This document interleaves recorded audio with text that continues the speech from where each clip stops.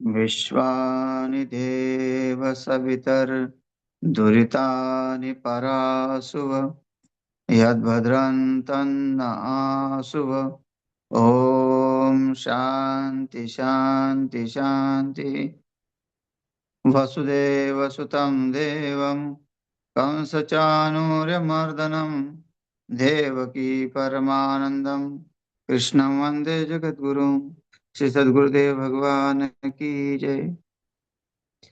प्रस्तुत श्रीमद् भगवद गीता का 17वां अध्याय और श्लोक क्रमांक 8वां चल रहा है।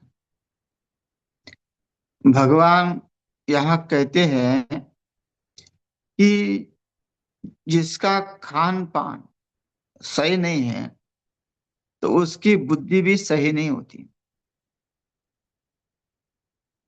आपको अगर धर्म करना है, धर्म के रास्ते पे आपको चलना है, तो आपको पहले आपकी जीवन शैली बदलनी पड़ेगी। आपकी जीवन शैली में नियमावली लानी पड़ेगी। जब तक नियमावली आती नहीं है तब तक आपके बुद्धि में प्रकाश नहीं पड़ेगा। नहीं तो आपकी बुद्धि मलिन रहेगी और मलिन बुद्धि का परिणाम ये है कि वो अधोगति को प्राप्त कराएगी।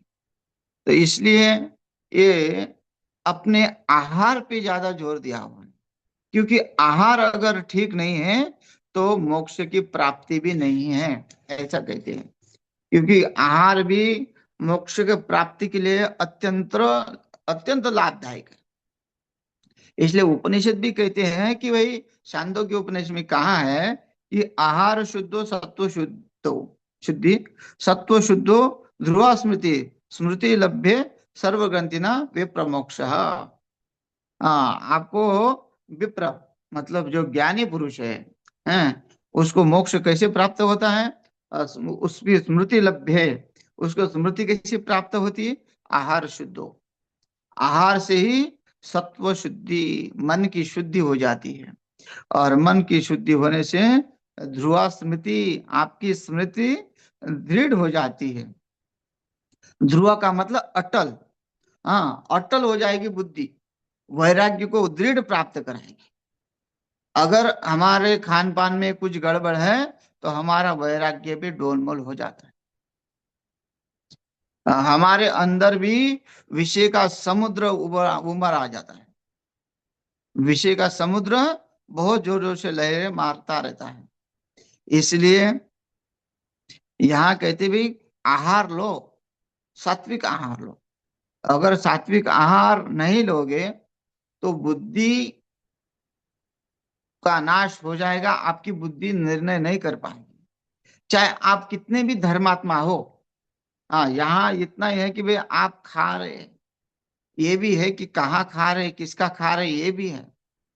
हाँ, सात्विक आहार खाने के लिए भले ही सात्विक आहार हो, लेकिन किसका खा रहे ये भी है ना। कहीं कि वो लोग बोलेंगे भाई, लोग जो दान पुण्य करते हैं तो महात्मा लोग तो सात्विक आहार ही करते हैं, लेकिन सात्विक आहार भी किसका करना पड़ेगा? किसके माध्यम से आया, वो भी सात्विक होना चाहिए। नहीं तो स्वयं की मेहनत हो तब हो, या स्वयं के हाथ का हो तब हो। नहीं तो अगर गलत आदमी का अन्न चाहे वो सात्विक बना के दे, उसके ऊपर भी जो है ग्रहण लग सकता है। तो ऐसी महाभारत में एक कथा आती है, भीष्माचार्य की जी की, जो अ, बाणों की शैया में पड़े हुए हैं और भगवान श्री कृष्ण जो है सब पांडवों सहित उनके दर्शन के लिए जाते हैं। और भगवान श्री कृष्ण विनती करते हैं कि आप अपने जीवन का अनुभव बताइए, इनको थोड़ा धर्म उपदेश करिए। और भीष्माचार्य बाणों की शैया पे पड़े हुए हैं और उत्तरायण की प्रतीक्षा कर रहे थे। उनके सामने पांडव उपस्थित हुए और पांडव को देखते उनको भी बड़ा आनंद हुआ। भगवान श्री कृष्ण को देख के बड़ा आनंद हुआ। तो भगवान श्री कृष्ण ने कहा कि आप थोड़ा उपदेश दे दीजिए। जब भीष्माचार्य जो है धर्म का उपदेश देने लगे, तो माता द्रौपदी हंस पड़ी। भीष्माचार्य को तो आश्चर्य हुआ, इतनी कुलवधु, इतनी नम्र और इतनी ज्ञानी, ऐसी कैसी किसी के बातों में हंस सकती है। कारण पूछा कि बता, क्यों हंसी? बोले नहीं, जाने दीजिए। नहीं बेटी, मरते समय मैं अशांति को प्राप्त नहीं होना चाहता हूँ, तुम मुझे कारण बता। द्रौपदी जी ने कहा कि आप जो धर्म उपदेश अभी कर रहे हैं,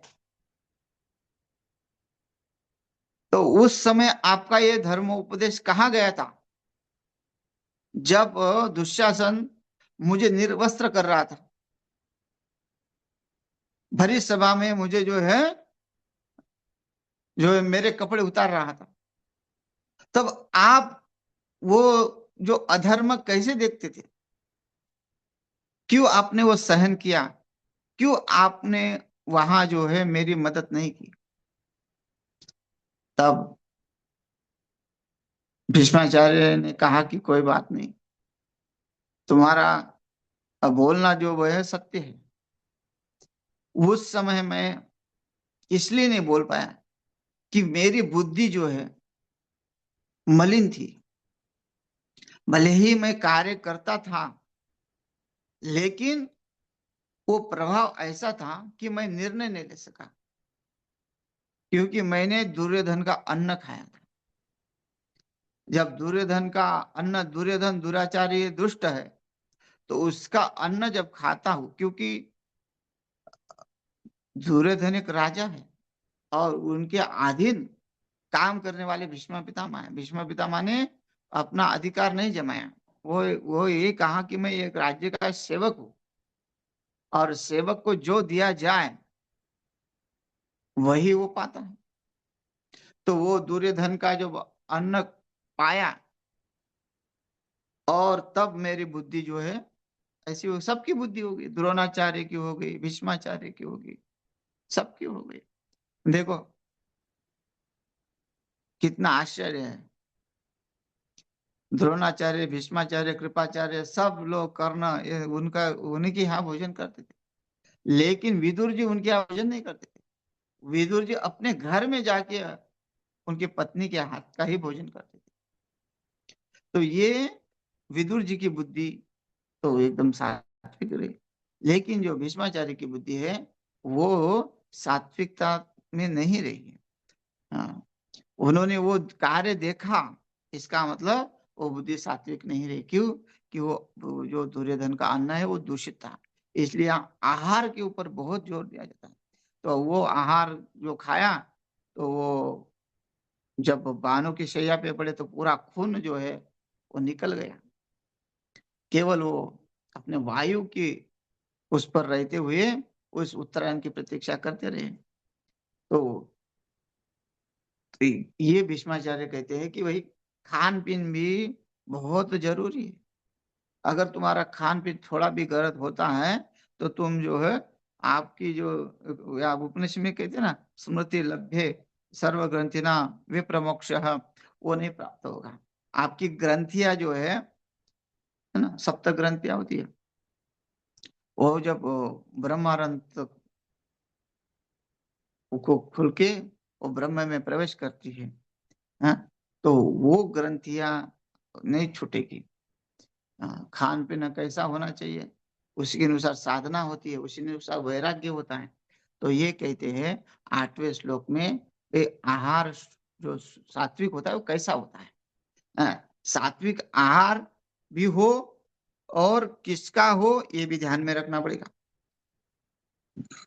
आप अपने खर्चे से खा रहे हैं, ईमानदारी से कमा रहे हैं और उसको खा रहे हैं, सात्विक आहार, तभी वो आपका जो है कार्य करेगा। लेकिन वो कोई लूट के आ ला रहा है और कह रहा कि मैं सात्विक खाऊंगा, अरे सात्विक खाएगा तो सात्विक बुद्धि होता है तो लूटता ही नहीं किसी को। है ना। सात्विक बुद्धि होने से किसी को लूटेगा नहीं, किसी के ऊपर प्रहार नहीं करेगा, किसी के साथ छल कपट नहीं करेगा, धोखाधड़ी नहीं करेगा।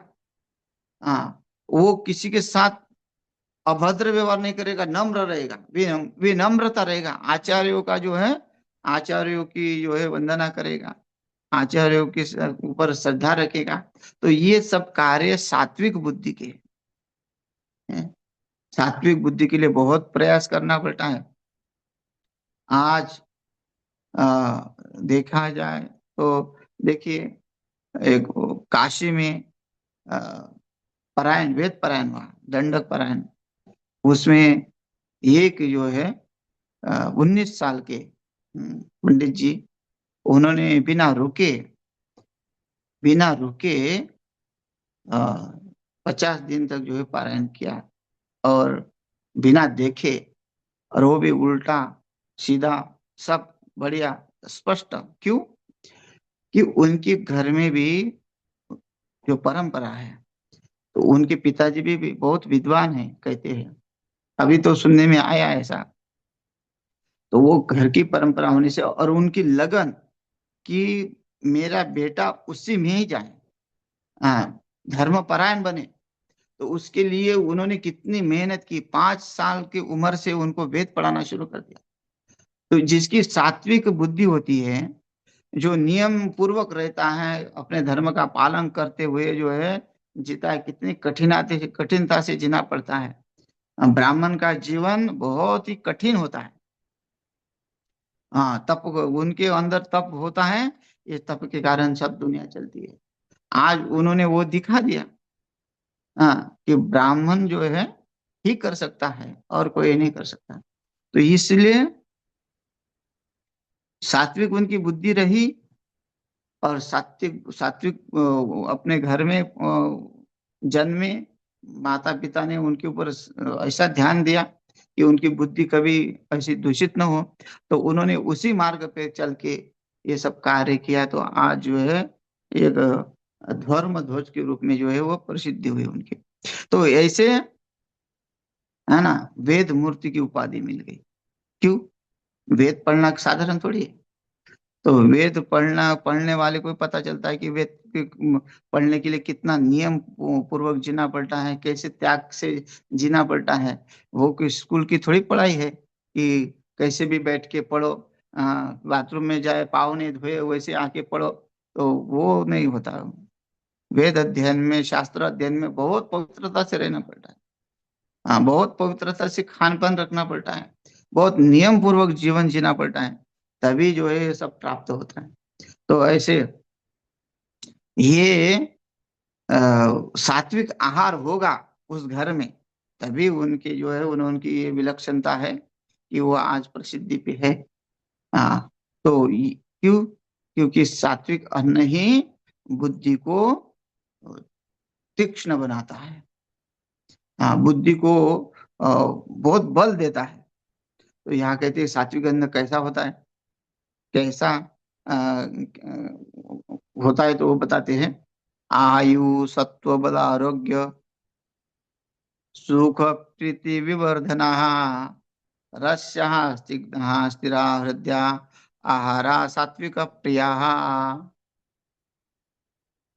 वो जो सात्विक अन्न होता है, वो आयु, बल और बुद्धि, आरोग्य और सुख को प्रदान करता है।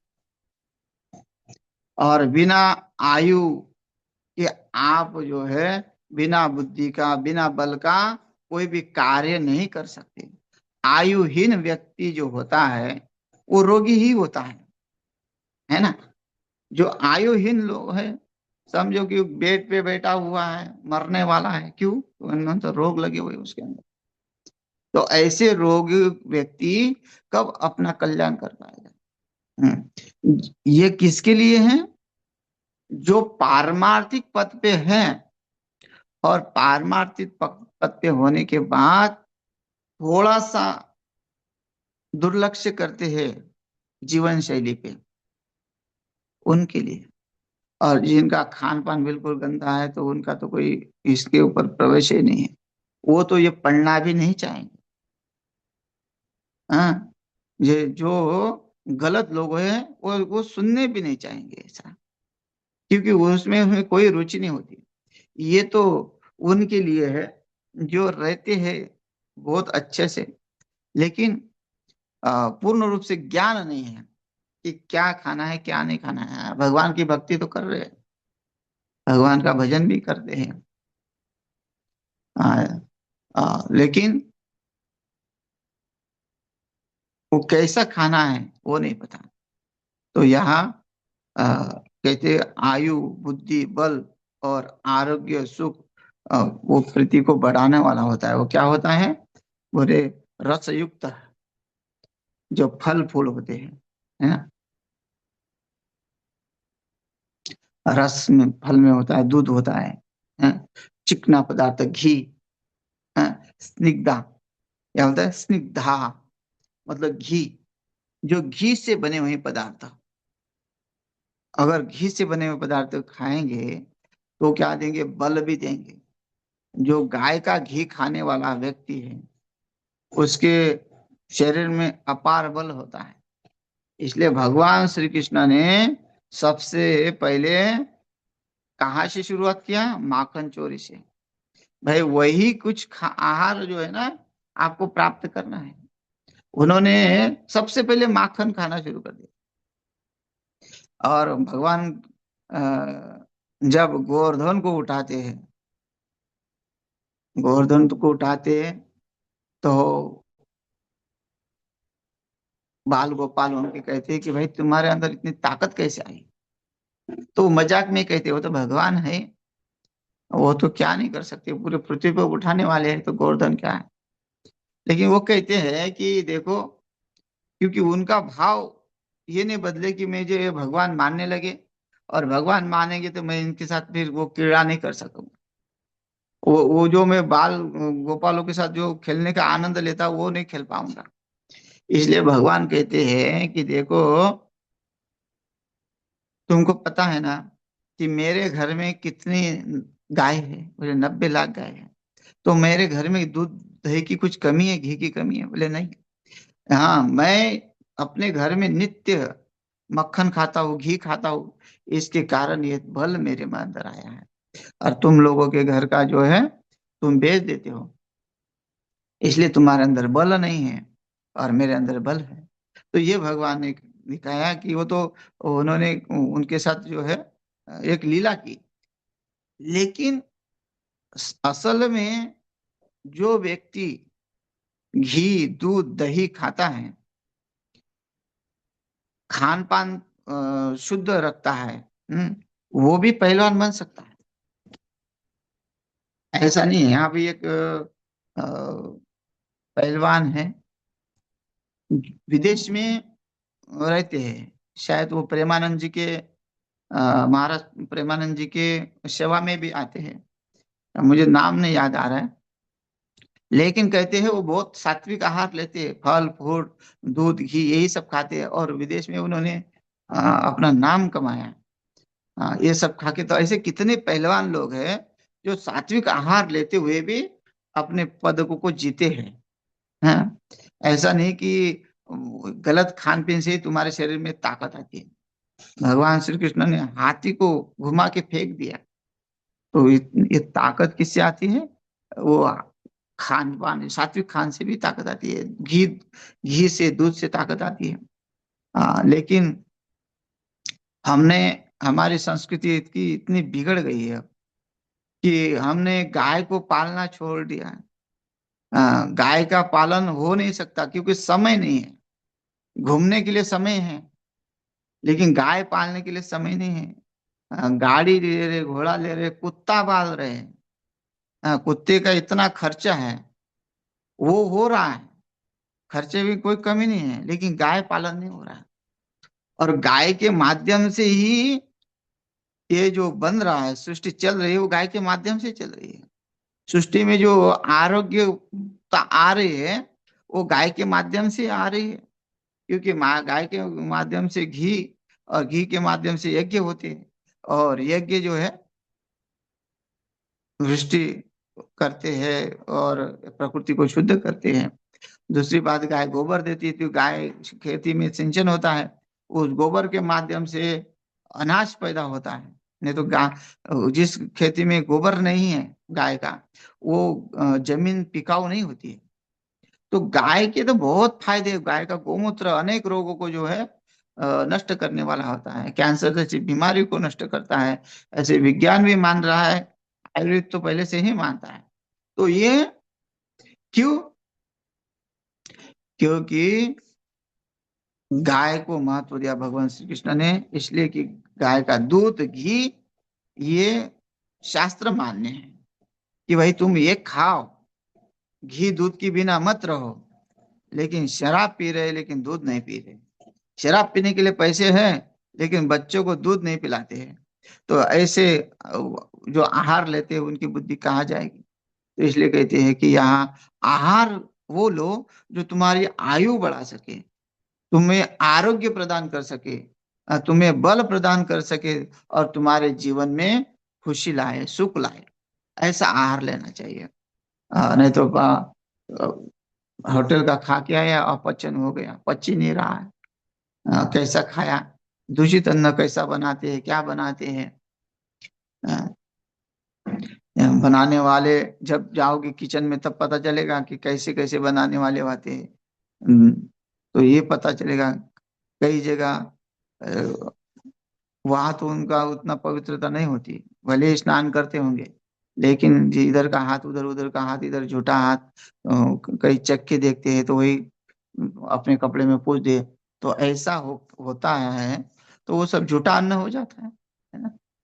आचार्य जो होते हो, वो अपना कोई धोता होगा, कोई नहीं धोता होगा। ऐसे थोड़ी है कि सब धोते हैं, कुछ कुछ ठीक भी होंगे। लेकिन कहने का तात्पर्य है कि जो अन्न थोड़ा भी दूषित हो, वो बुद्धि को बेकार करता है। और ये अन्न में नहीं आता।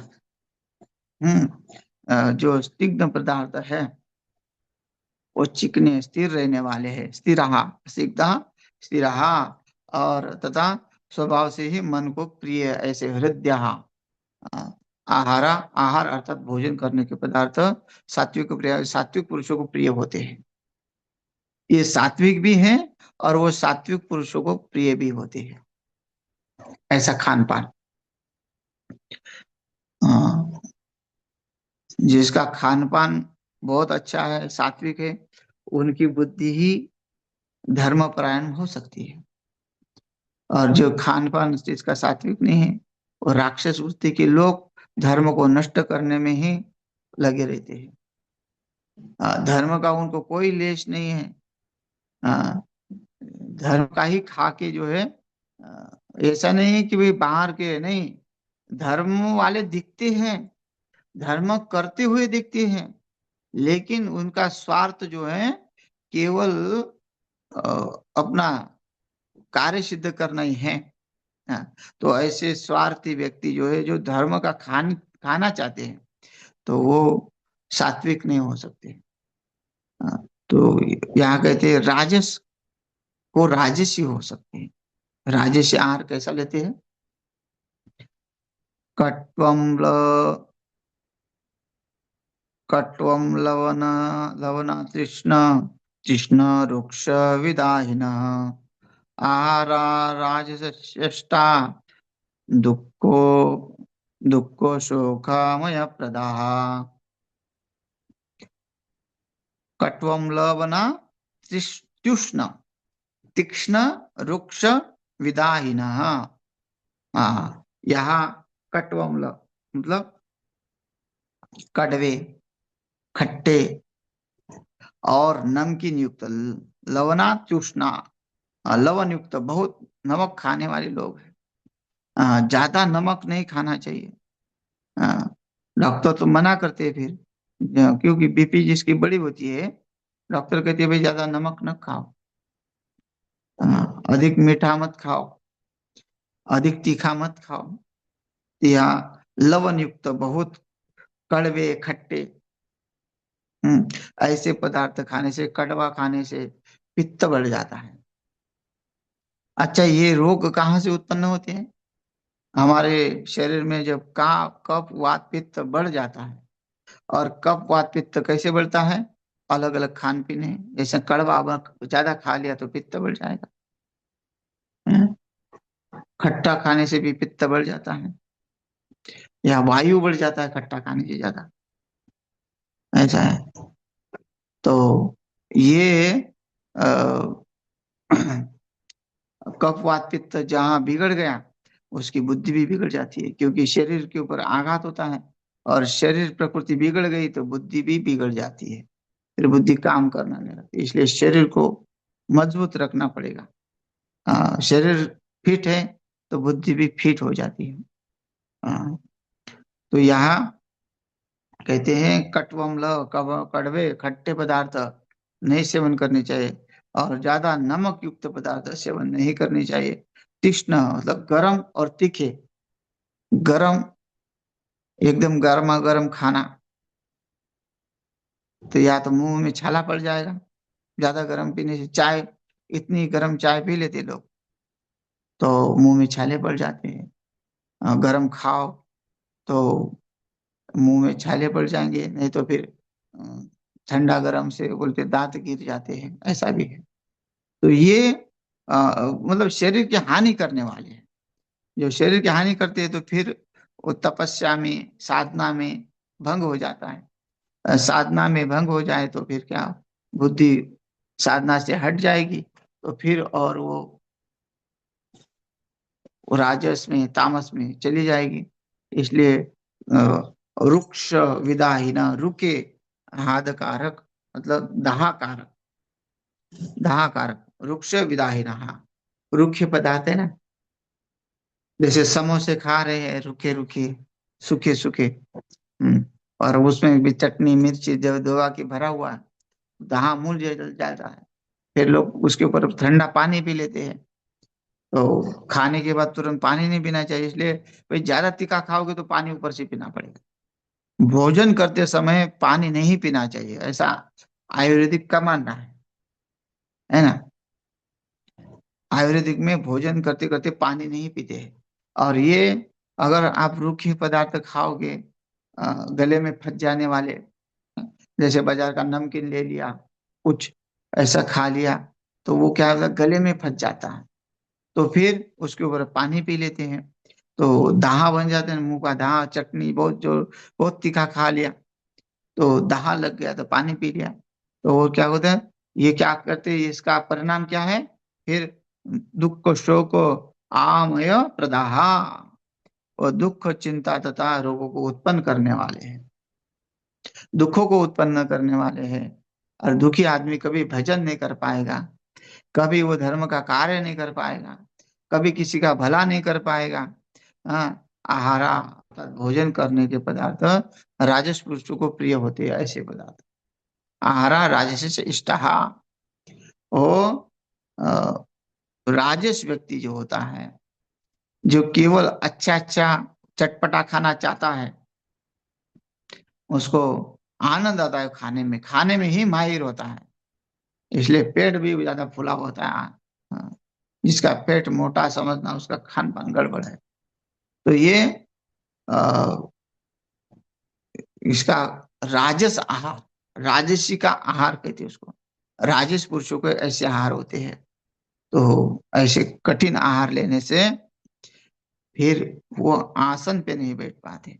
इसलिए आसन पे बैठने के लिए बहुत युक्त आहार व्यवहार से बहुत सोच समझ कर खाना पड़ेगा। आप 1 घंटा, 2 घंटा, 4 घंटा अगर बैठना है, आप अनुष्ठान करना है, तो अनुष्ठान के लिए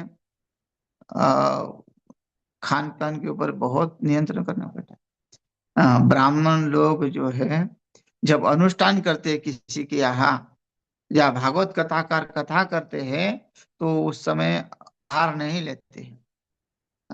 लोगों को केवल भागवत कथाकार वालों का पैसा दिखता है, लेकिन वो 4 4 5 5 घंटे उस आसन पे अपने सब कार्य को रोक कर, हाँ, ऑफिस में बैठे हुए पैसा कमा रहे हो, लेकिन लघु शंका में उठ कर जाओगे, लेकिन कथाकार जो है उसको 4 घंटे तक वो आसन नहीं छोड़ सकता। अनुष्ठान में जो होते हैं, लघु शंका भी नहीं जाना।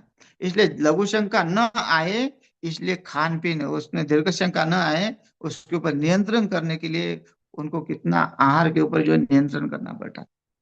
क्यों? और उसी सात्विक बुद्धि से फिर वो कार्य करते हैं।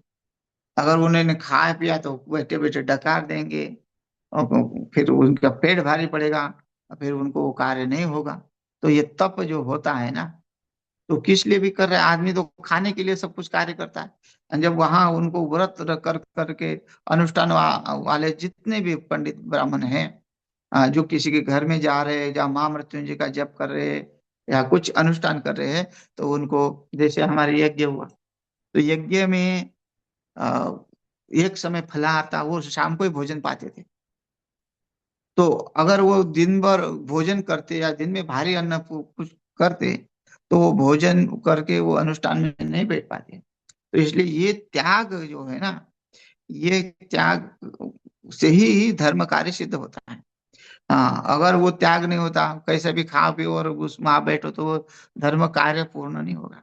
इसलिए धर्म कार्य के लिए भोजन के ऊपर नियंत्रण रखना पड़ता है। आपका भोजन कैसा हो। हाँ, तो इसलिए वो दूध पीती है, या कि फल फूल खाते हैं रस युक्त, या थोड़ा सा मेवा खा लेते हैं जो अच्छा है। तो इसलिए कि वो अपने अनुष्ठान में बने रहे, उनके अनुष्ठान में विघ्न न आए।